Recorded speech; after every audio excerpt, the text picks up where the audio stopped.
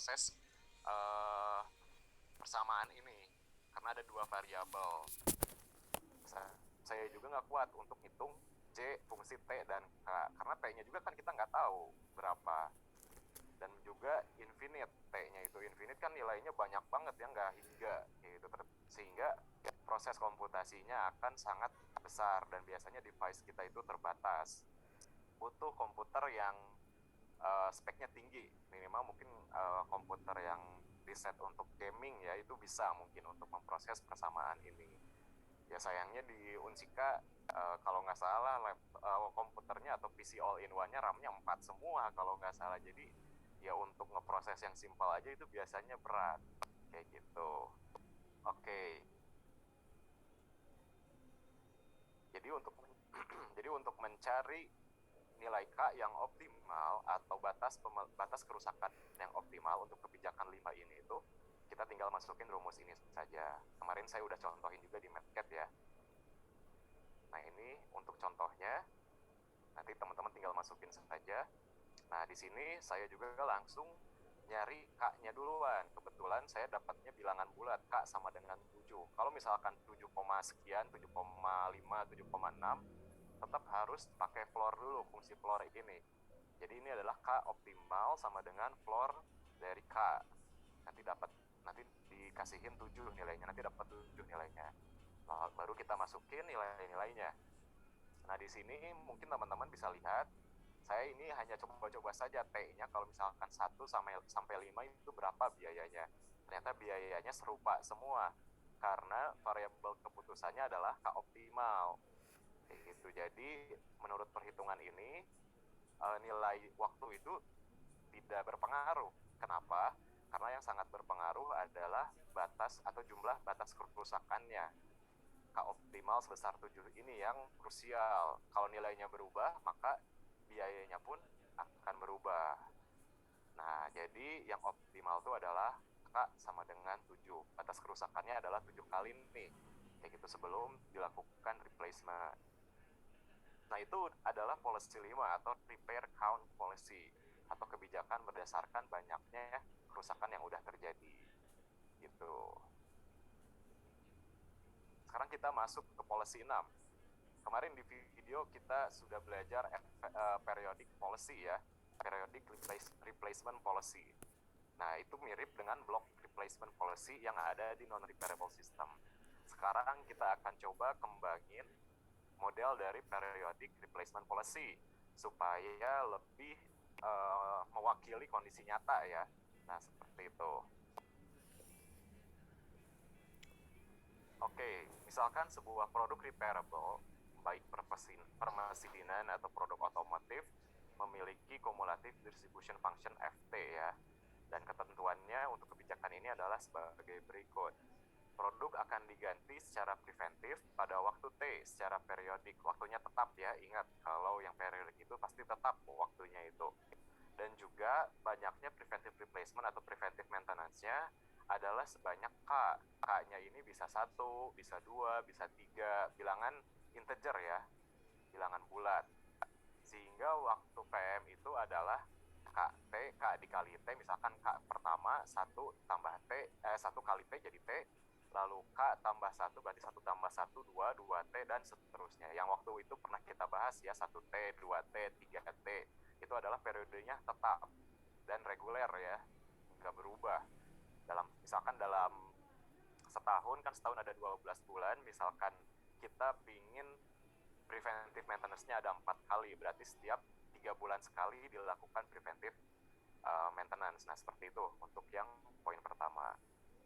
Lalu yang kedua, setiap tindakan PM bisa jadi tidak menghasilkan improvement sama sekali dengan peluang sebesar P, atau berhasil mengembalikan produk ke kondisi prima kembali dengan peluang Q sama dengan P-1. Jadi ini yang berubah, terutama untuk menyesuaikan supaya si kebijakannya itu lebih real, lebih mewakili kondisi aktual. Kenapa?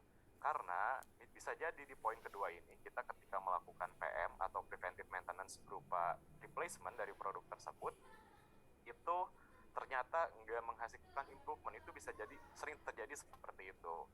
Misalkan produk 1 rusak, Coba saya gambarin dulu.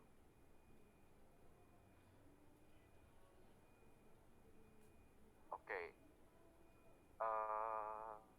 Sebentar. Nah, misalkan di PM ini kita melakukan pergantian produk, replacement ya. Bisa jadi ketika kita mereplace produk, ternyata produk yang menggantikannya itu adalah produk cacat. Nah, itu seringkali terjadi kalau di pabrik.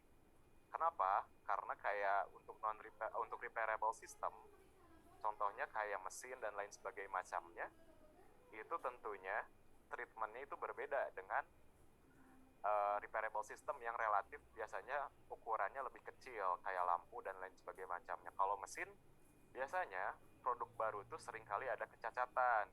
Kenapa? Karena biasanya di bawahnya itu kan kita pakai kontainer ya, misalkan impor dari luar. Itu biasanya ada benturan dan lain sebagainya macamnya menyebabkan si mesin tersebut cacat. Sehingga pasti ada kemungkinan saja nggak menghasilkan improvement dari proses PM itu. Atau bisa jadi bisa mengembalikan juga produk ke kondisi prima.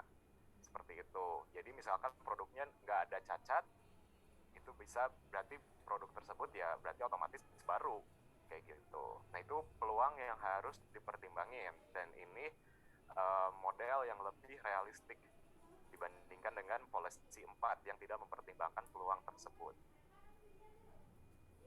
Nah, mungkin seperti itu.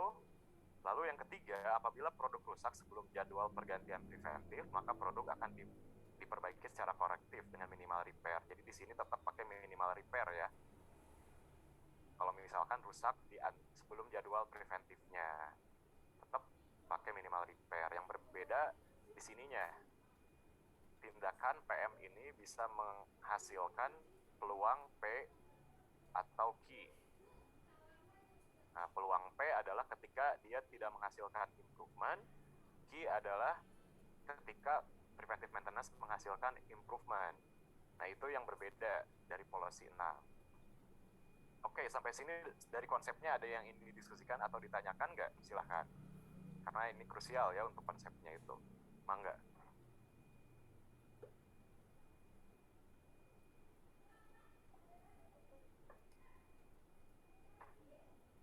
Oke, aman ya? Cocok ya? Saya harapin cocok ya, pada diem. Oke.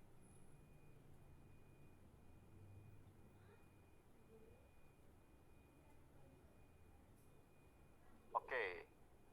Untuk expected cycle line-nya, sebelumnya, tanpa pertimbangan peluang, ECL tuh adalah sama dengan T. Masih ingat ya? ECL sama dengan T untuk periodic replacement policy. Kenapa? Tanpa pertimbangan peluang dan juga tanpa pertimbangan banyaknya PM yang dilakukan, maka ekspektasi siklusnya pasti berhenti di sini untuk satu produk tuh. Pasti di sini berhentinya. Tetapi karena di sini menghasilkan peluang, dia bisa improve, dia bisa nggak improve atau dia bisa improve dengan peluang sebesar Q. Q ini sama dengan 1 min P ya, kebalikannya atau sisa dari si P ini. Nah, oleh karena itu perlu dipertimbangkan peluang ini tuh. Kenapa? Karena ngaruh banget. Misalkan kita lakuin preventive maintenance dengan peluang nggak ada improvement sebesar P dan juga ada improvement sebesar Q.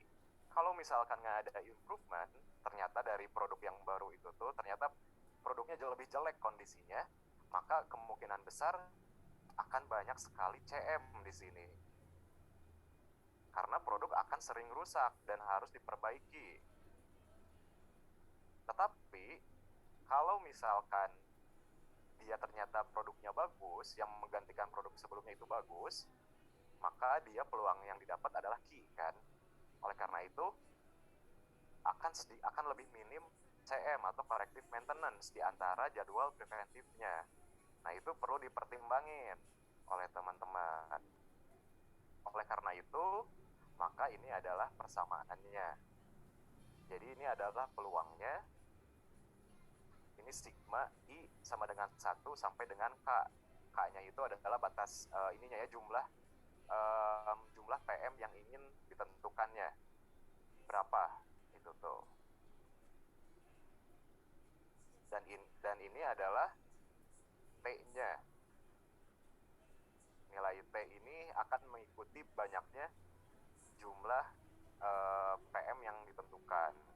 Jadi cara membaca sigma itu adalah sigma I dari 1 sampai K. K itu adalah banyaknya PM. Jadi ini dijumlahin terus sampai nilai K. Kayak gitu.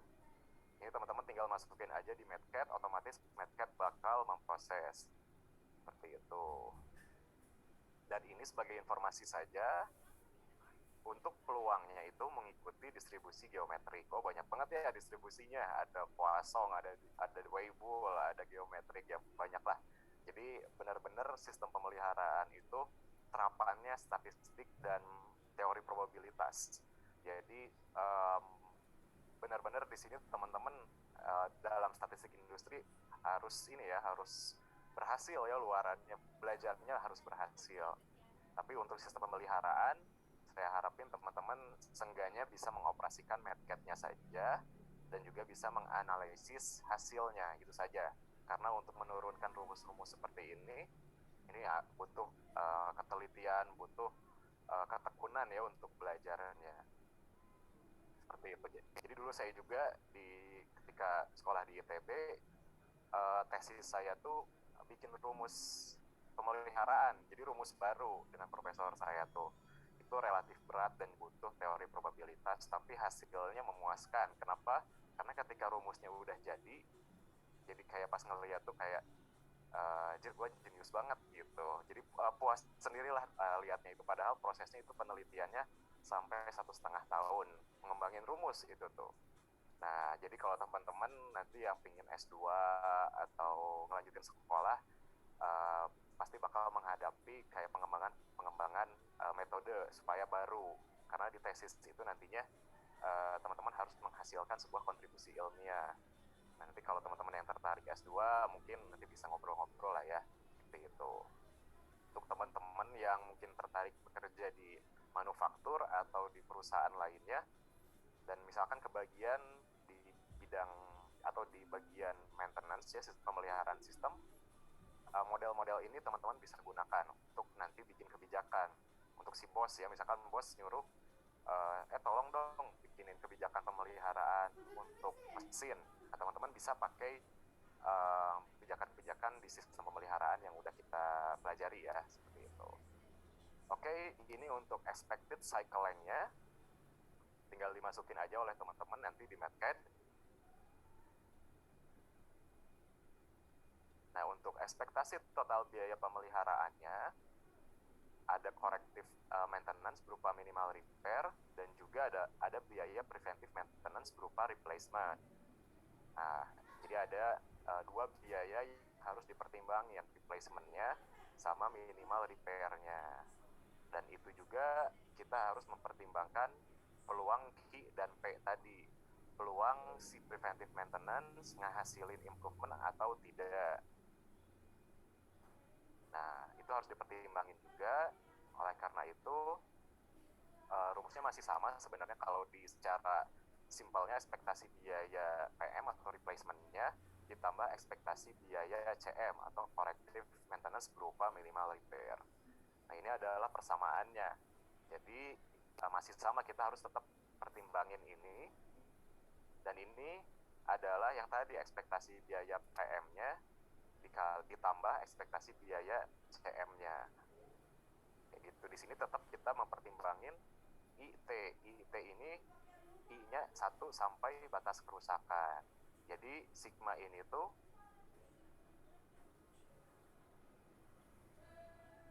si sigmanya itu mencakup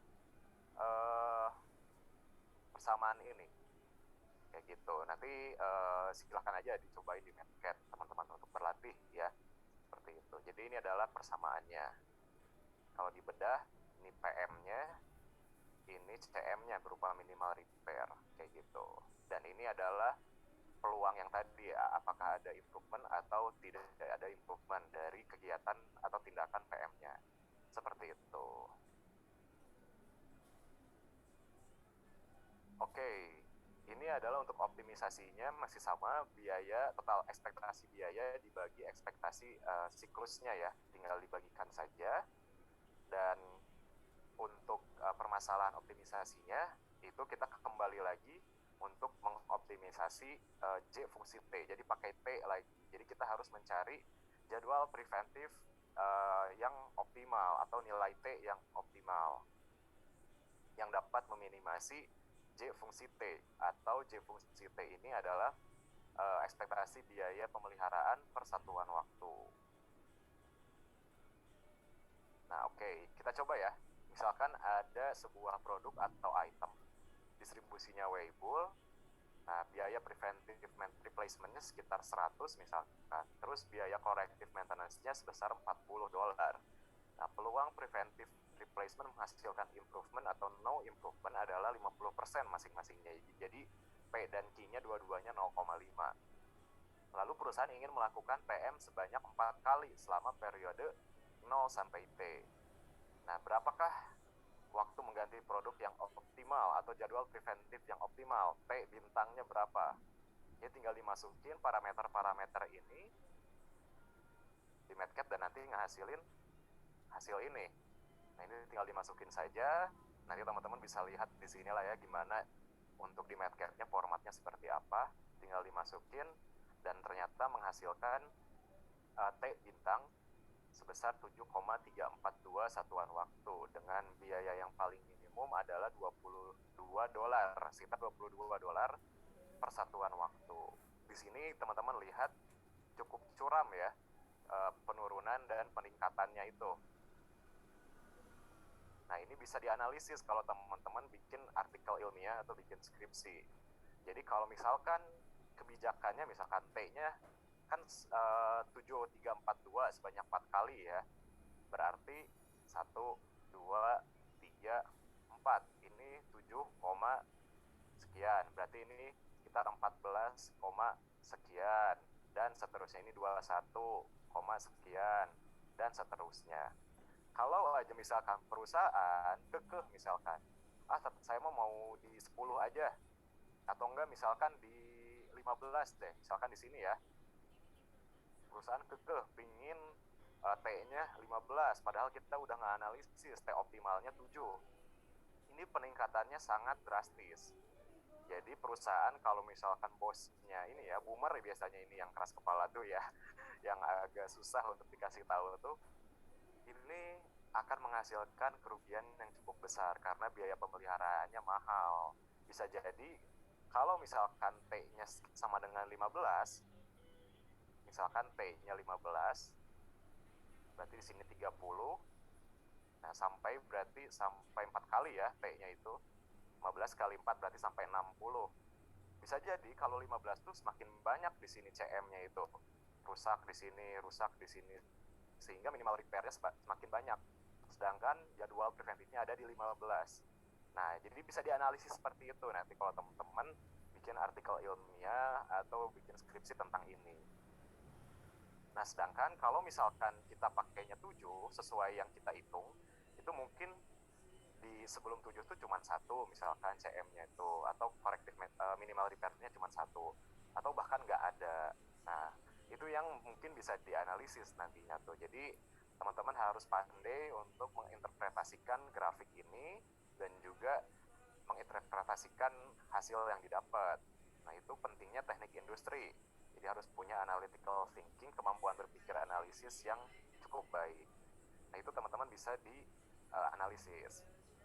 Atau misalkan ada juga, ini hitungannya bodong nih gitu. Padahal bener ya kita ngeoptimisasinya. Kata atasannya saya pengen di 30 aja. Wah, itu pasti rugi besar. Lihat tinggi banget ini, sampai 80. Si biayanya itu 80 per satuan waktu. Itu tinggi banget. Sangat nggak efisien. Nah, jadi yang paling optimal ada di sini, di sekitar 7,342 T-nya itu. Ini untuk policy 6 ya, kayak gitu. Silahkan ada yang ingin ditanyakan atau ingin didiskusikan, langsung saja raise hand. Mangga.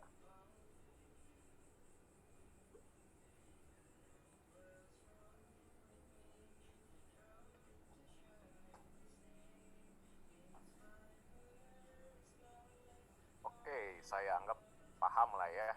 Nah, ini tinggal teman-teman masukin aja persamaannya ke Medcat, karena teman-teman apa ya, kalau misalkan untuk pemahamannya emang lebih enak kalau kita mencoba, terutama dari persamaannya. Oh, gini hasilnya kayak gitu. Dan yang saya harapin expected output dari teman-teman tuh kemampuan nganalisis yang kayak tadi kayak gitu. Kalau di sini emang kenapa T-nya, kalau di sini emang kenapa T-nya kayak gitu.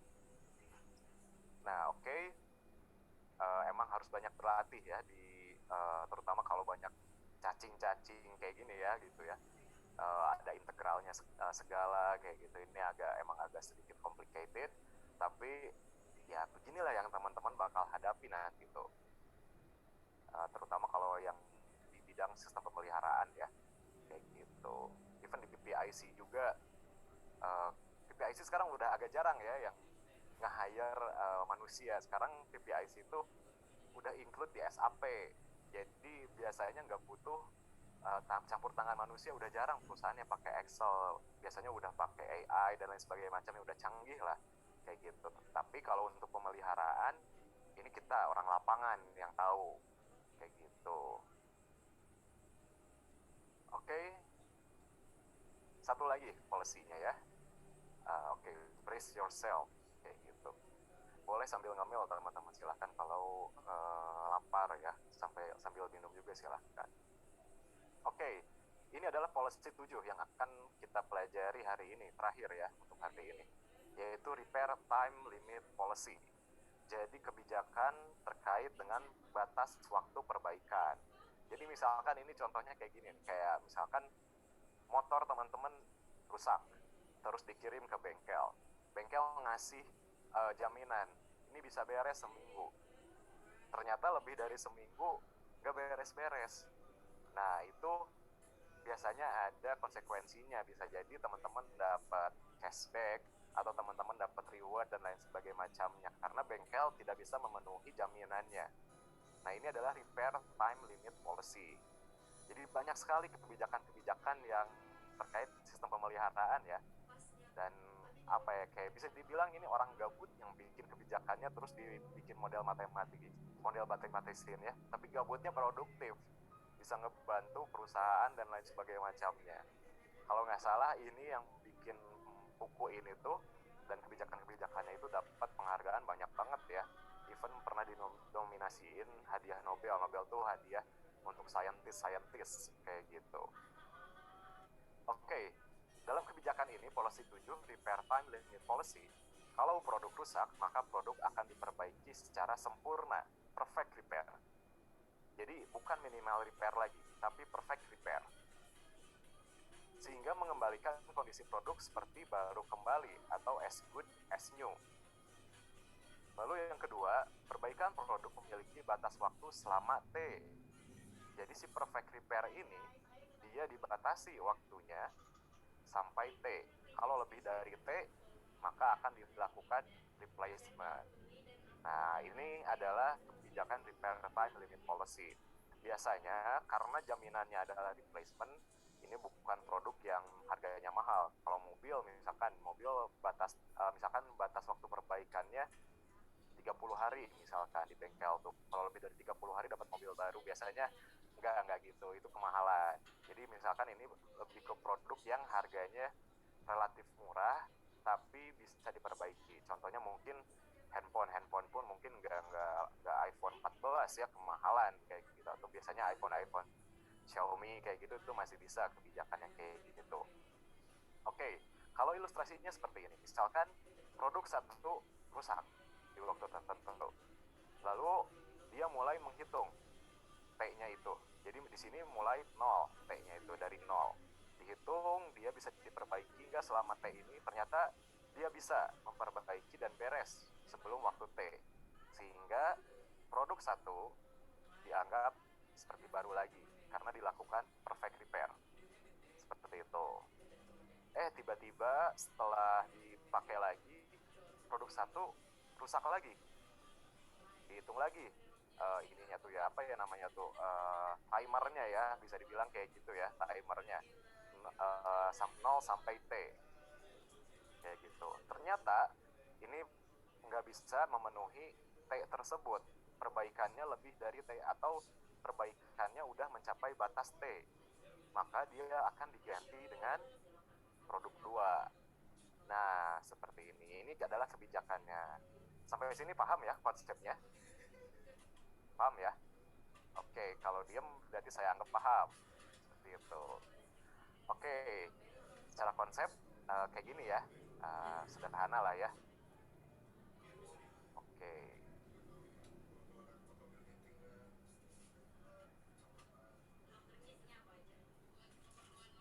Oke, untuk expected cycle length-nya otomatis akan cukup banyak yang perlu dipertimbangin, karena ada beberapa kemungkinan yang bisa terjadi terkait dengan waktunya ya. Bisa jadi produk kembali ke kondisi baru karena proses perbaikan selesai sebelum waktu T. Jadi bisa jadi satu siklusnya tuh di sini atau satu siklusnya tuh di sini di waktu T. Kalau misalkan dia tidak memenuhi perbaikannya ya, atau syarat limitnya tersebut. Jadi ada di sini, ekspektasinya tuh bisa di sini, bisa segini, atau bisa segini sebesar T, dan juga kita harus ngitung ini juga waktu operasionalnya. Jadi ada sekitar 1, 2, dan 3 kondisi yang memungkinkan terjadi waktu operasionalnya, waktu misalkan produk tersebut digunakan tanpa ada kerusakan, lalu waktu perbaikan yang memenuhi syarat sebelum T, atau bisa juga dia waktu perbaikannya sebesar T, di mana dia sudah mencapai batasnya. Nah, jadi ada 3 kondisi.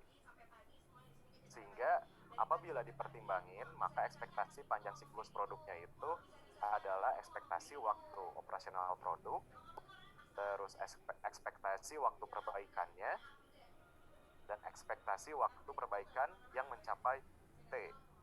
Jadi ada 1, 2, 3 kondisi yang bisa saja terjadi dan itu harus dipertimbangin. Nah, ini adalah pemodelan probabilitas. Jadi ketika kalian memodelkan sesuatu, misalkan modelin antrian pakai Markov atau pakai apa, itu harus mempertimbangkan kemungkinan yang bisa terjadi. Itu adalah pemodelan probabilitas. Nah, kalau diinterpretasiin jadi model matematis, hasilnya adalah ini yang untuk kondisi pertama, ini kondisi yang kedua, ini kondisi yang ketiga. Tau F ini adalah waktu perbaikan rata-rata yang terjadi, waktu perfect repair yang terjadi rata-rata kayak gitu. Tau F. Jadi seperti itu yang teman-teman.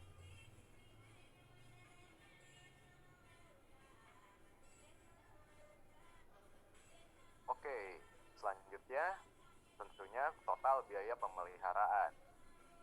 Total biaya pemeliharaannya yang bisa dipertimbangkan ada 2. Nah, ini balik lagi teori probabilitas, pemodelan peluang. Kalau dari segi biaya apa saja sih yang bisa muncul dari kebijakan ini tuh? Tentunya ada biaya perfect repair atau biaya replacement. Nah, itu yang bisa terjadi dari sudut pandang biaya. Sebelumnya untuk cycle length dari sudut pandang waktu satu siklusnya. Nah, itu perlu dipertimbangin oleh teman-teman dalam kalau misalkan mau bikin pemodelan probabilitas ya, kayak gitu. Nah, ini hasilnya ya untuk ekspektasi total biaya pemeliharaan. Ini biaya perfect repair-nya, ini biaya replacement-nya dikalikan dengan peluang menjadi sebuah nilai ekspektasi. Oke.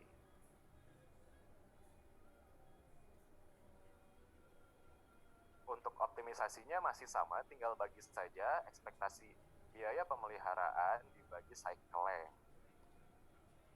Nah, yang perlu dioptimisasi adalah nilai T-nya. berapa batas waktu repair yang optimal menghasilkan biaya pemeliharaan persatuan waktu yang minimum. Kayak gitu. Jadi nilai T juga, tapi nilai T ini dalam policy 7 artinya adalah limit si waktu repairnya. Kayak gitu. Dan masih sama juga kalau dinotasiin kayak gini. Oke, kita coba ya. Kita masuk ke contoh. Sorry, ini harusnya PF ya. Nanti saya coba ganti. Jadi misalkan biaya corrective replacement-nya adalah 400. Kenapa corrective replacement bukan preventif? Karena ketika si waktunya itu, karena ketika perbaikannya itu sampai nilai T, sebesar nilai T, dia bukan diganti secara preventif, tapi secara korektif. Karena dia nggak bisa memenuhi atau waktu perbaikannya mencapai batas. Jadi konsepnya adalah corrective replacement atau corrective maintenance berupa replacement. Itu biayanya sekitar $400. Lalu biaya perfect repair adalah $100. Jadi di policy sebelumnya minimal repair itu $40, perfect repair $100. Karena perfect repair tentunya makan lebih banyak biaya dibandingkan minimal repair. Nah itu logika-logika seperti itu yang teman-teman harus pahami. Seperti itu. Lalu rata-rata lamanya waktu perbaikan korektif atau lamanya waktu si perfect repair tersebut adalah 0,06 bulan, misalkan seperti itu. Nah ini dengan menggunakan parameter-parameter ini, dan ini tau F ya tadi, mungkin saya typo gitu ya. Oke, maka dengan pakai MATCAD tinggal dimasukin saja, maka akan dapat hasil sebagai berikut. Ternyata T bintangnya itu adalah 8,732 dan biayanya cukup besar juga ya, $79 yang paling optimum. Nah, ada di sini. Berarti ini adalah titik optimumnya dan juga sama mungkin mirip dengan kebijakan yang 6, penurunannya curam dan juga kenaikannya juga cukup curam juga ya. Gitu. Jadi meleset sedikit saja kebijakannya, misalkan di sini, itu akan menghasilkan biaya yang membengkak. Oleh karena itu, udah paling benar di sini. Karena di sini curang banget. Semakin dia ngelama-lamain batas waktu repairnya, maka biayanya akan lebih banyak. Seperti itu. Dan ini yang paling optimal. Oke. Mungkin itu saja untuk hari ini. Seperti biasa, teman-teman nanti harus latihan ya untuk bikin ininya kebijakannya dan analisisnya. Coba teman-teman cantumin di MATCAD karena beberapa ada yang cuma ngitung doang, nggak nyantumin analisisnya. Jadi cukup aja di MATCAD diketikin kayak T optimalnya adalah sekian, biaya minimumnya sekian. Kalau misalkan T-nya meleset, misalkan lebih gede lagi, maka akan menghasilkan biaya yang membengkak kayak gitu. Ataupun ketika T-nya kurang dari yang optimal, maka biayanya juga akan sangat membengkak. Nah ini bisa dilihat dari sini grafiknya. Karena ada juga yang kayak gini grafiknya tuh. Set.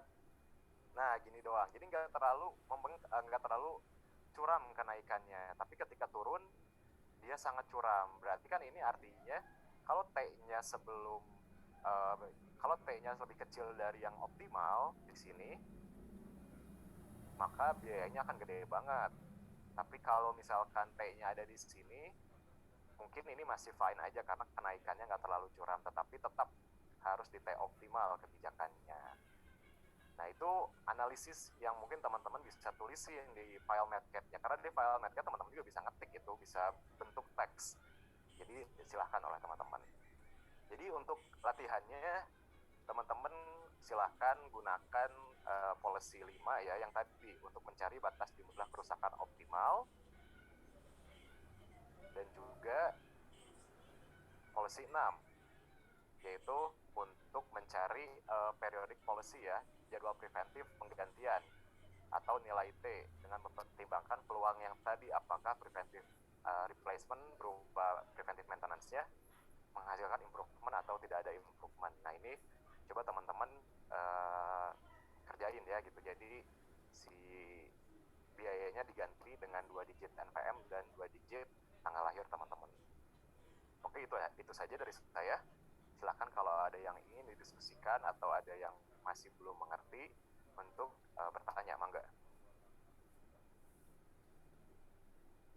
Oke, Rizky silakan. Oke, izin masuk ya Pak. Perkenalkan, saya Lucy Fidrianto, NPM 110. Saya izin bertanya tentang yang polisi 5 ya Pak. Jadi kan kalau polisi 5 tuh mencari optimumnya itu kan cuma perlu K aja ya, nggak perlu T-nya. Nah, gimana kalau misalnya kayak kejadiannya, misal K-nya itu sebanyak 7 kali kerusakan gitu. Dan pada misalnya ada 2 kasus gitu, 7 kali kerusakan itu terjadi pada 1 bulan, lalu di kesempatan lain bahwa kerusakan ke-7 itu terjadi pada 2 bulan gitu Pak. Nah, kalau seperti itu gimana ya Pak? Oke, sip. Itu pertanyaan yang bagus. Jadi itu emang yang sering terjadi. Yang bentar. Yang plus 5 ya. Nah ini, oke, itu benar bisa terjadi. Karena bisa jadi maksud Rizky itu tadi itu kayak gini ya mungkin. Misalkan di bulan kedua ternyata dia udah rusak sebanyak 7 kali, 1, 2, 3, 4, 5, 6, 7 misalkan, udah sampai 7 kali. Otomatis di sini di replace. Ternyata setelah di replace sampai bulan ke-10 misalkan, dia rusaknya masih 1, 2, 3, 4, 5, 6 misalkan, baru rusak ke-7 tuh di bulan ke-10. Nah, itu kembali lagi ke kesepakatan. Makanya tadi itu ada yang disebut variabel keputusan. Jadi variabel keputusannya bukan di waktu. Variabel keputusannya adalah di K sama dengan atau di K. Jadi K ini sangat menentukan kebijakannya itu. Jadi di sini waktu diabaikan. Seperti itu. Jadi mau 2 bulan rusaknya udah 7 kali atau 10 bulan rusaknya untuk 7 kali itu gitu. Itu nggak dipedulikan. Karena yang menjadi variabel keputusan adalah nilai K-nya. Jadi K ini adalah dasar keputusan dari polisi ini. Jadi bukan waktunya. Kenapa? Karena ya itu tadi balik lagi. Untuk sampai 7 kali itu atau misalkan batas kerusakan ke-7 itu kita nggak tahu kapan. Yang penting kita nentuinnya udahlah batasnya sampai 7 aja. Kayak gitu. Nah, jadi begitu tuh. Itu adalah tergantung dengan sudut pandang kita sebagai pemangku kebijakannya. Nah, misalkan kita mau pakainya K saja, boleh. Tapi kalau ditambahin T, ini tambah complicated. Yang tadi saya tulis, misalkan jadi J fungsi T, K. Nah, ini biasanya di pemrograman atau di MATLAB atau di MATCAD atau mau pakai Python, ini berat banget untuk nyari dua ini tuh. Kenapa? Karena selain nyari K, kita harus nyari T yang cocok juga. Jadi kan nanti hasilnya kayak K misalkan sama dengan 7 kali yang optimal. Lalu T yang optimalnya di 7 kali itu adalah 6 bulan. Jadi kebijakannya misalkan 6 bulan ya, 6 bulan. Jadi kebijakan yang hasilinnya adalah batas kerusakan adalah 7 kali dan juga 7 kali tersebut harus dicapai dalam 6 bulan. Nah, itu lebih ribet pemodelannya. Jadi untuk sementara yang jadi variabel keputusannya adalah batas kerusakannya. Sedangkan waktunya diabaikan. Bebas lah mau sampai batas kerusakan 7 kalinya di kapan aja juga bebas. Yang penting saya patokannya adalah batas kerusakan. Jadi begitu Rizky. Oke, baik Pak. Terus sama yang policy 6 tadi kan ada P sama Q ya Pak, probabilitas improvement atau tidak terjadi improvement gitu Pak. Itu dapatnya data dari mana ya Pak? Oke, sip. Kalau di contoh, saya tentuin ya itu tuh, jadi kayak asumtif itu tuh. Jadi P-nya berapa, Q-nya berapa. Karena emang kalau dalam logika kita, P dan Q itu kan 50-50 ya. Biasanya kita nggak tahu, kita nggak punya kontrol terhadap hal itu. Misalkan di perusahaan, nah di perusahaan kita misalkan ngelakuin PM, kita minta produk, misalkan minta mesin dari supplier, mesin yang datang bisa jadi bagus, bisa jadi enggak. Nah itu di luar kontrol kita. Jadi secara logika 50-50. Tetapi kalau misalkan mau pakai data empiris atau data aktual, itu bisa pakai data historis. Misalkan selama setahun sebelumnya coba saya tulis ya. Misalkan setahun sebelumnya nih, kita pakai data historis 1 tahun sebelumnya. Misalkan perusahaan belum mengimplementasikan kebijakan ini, misalkan seperti itu ya, belum mengimplementasikan kebijakan ini, tapi masih preventive maintenance secara random. Misalkan perusahaan ngelakuin preventive replacement atau preventive maintenance-nya sebanyak 6 kali misalkan, 6 kali, berarti dia ngeganti produk sebanyak 6 kali dalam setahun sebelumnya tuh. Ini bisa di breakdown. Dari 6 kali replacement tersebut, berapa produk bagus, misalkan produk bagus tuh yang ada cacat ya. Produk bagus misalkan ada 4, misalkan. Produk cacat ada, misalkan ada 2 berarti ya. Kayak gitu. Kan ini bisa dihitung peluangnya berapa. Ini 4/6. Ini 2/6. Atau 2/6 itu 1,1/3 ya. 1/3. Kan ini jadi sebuah peluang. Ini menjadi 2/3. Ini 0,67. Ini 0,33. Nah, jadi kalau mau pakai data aktual bisa seperti itu cara nge-breakdown-nya. Tapi kalau dalam contoh ini saya asumtif saja. Saya anggap bahwa kemungkinannya 50-50. Si produk yang menggantikan produk yang rusak tuh kemungkinannya 50-50, dia bagus atau enggaknya gitu. Jadi kayak gitu, Rizky. Paham, Oke, Rizky? baik Pak. Terima kasih Pak, dapat dipahami. Oke, sip. Bagus pertanyaannya, sip. Mantap. Oke, ada lagi yang ingin didiskusikan? Mangga, silahkan. Oke, Yudhistira, silahkan. Cek izin masuk. Suaranya jelas Pak. Jelas. Izin bertanya mengenai polisi 5 tadi Pak. Di situ kan ada nilai K ya.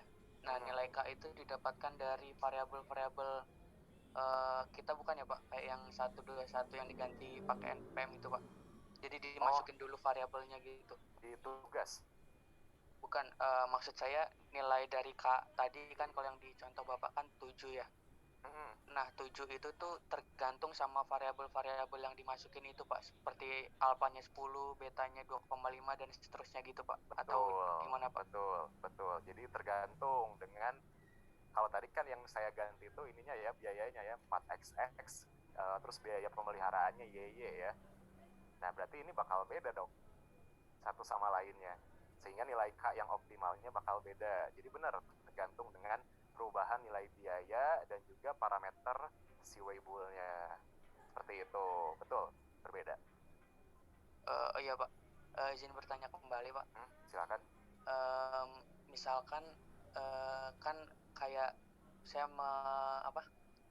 mencontohkan kayak misalkan produk lampu ya Pak, itu kan biasanya ada keterangannya tuh di boxnya, misalkan jam waktu hidupnya tuh bisa sampai 100.000 jam atau berapa tahun sekian.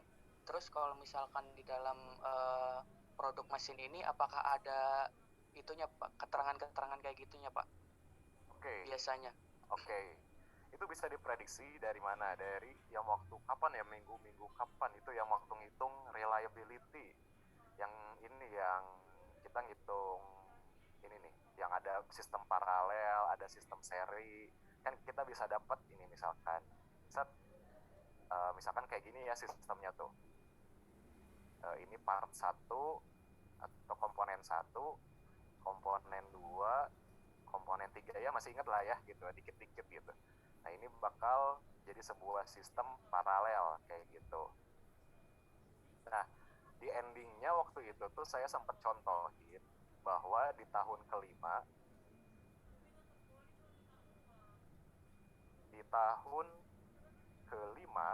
fungsinya masih jalan sebanyak 97% dari hitungannya tuh. Berarti di tahun kelima dia masih bagus. Intinya seperti itu. Kalau misalkan ingin tahu umurnya sampai berapa lama, kita mungkin harus punya hasil kayak gini di tahun misalkan ke 10 ya, di tahun ke 10 fungsinya 45%. Berarti udah di bawah 50%, fungsinya itu udah nggak jalan. Berarti kita bisa simpulin usia produknya itu cuma sampai ke 10 tahun. Nah, bisa seperti itu penentuannya kayak gitu. Paham nggak? Iya paham Pak. Oke, sip. Itu seperti itu.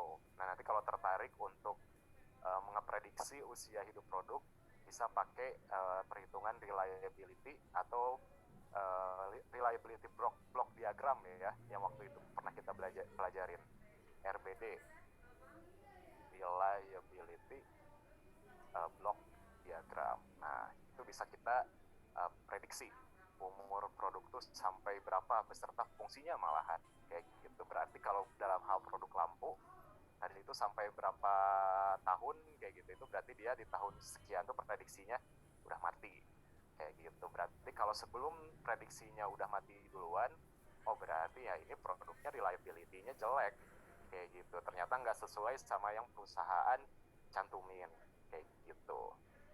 Oke, thank you Yudhistira. Ada lagi yang ingin didiskusikan? Silahkan. Baik, terima kasih atas jawabannya Pak. Oke, ada lagi yang ingin berdiskusi? Silahkan. Aduh, lupa saya nggak ngerekam. Ya udahlah. Ya, teman-teman ada yang ngerekam nggak ya? Saya nge-record Pak. Oh, nge-record. Oke, sip. Nanti mungkin kalau misalkan kurang paham teman-temannya atau tadi itu siapa yang nge-record? Sorry, nggak kelihatan Yudhistira. Iya Pak, saya Pak. Oke, Yudhistira nanti mungkin bisa di-share ke teman-teman. Nanti kalau saya perlu juga minta ya saya. Oke, mungkin itu saja untuk hari ini. Karena udah jam 12 juga, udah jam makan siang. Silakan teman-teman untuk